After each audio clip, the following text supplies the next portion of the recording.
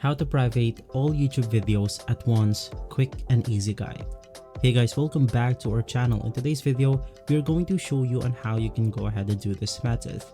Now, you can go ahead and do this from your mobile devices, but to make everything easier, you can just go ahead and navigate through the browser version of YouTube Studio. You can just go ahead and search YouTube Studio in Google, and from here you want to navigate through the official website, which is studio.youtube.com.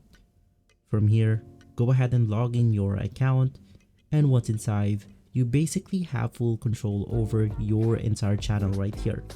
To proceed, you want to click on Content.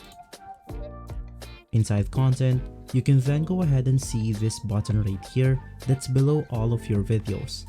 So you can just go ahead and click on the checkbox that's called Select All.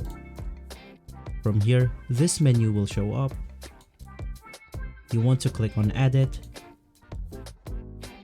choose Visibility, and from here, you can then go ahead and click on Private.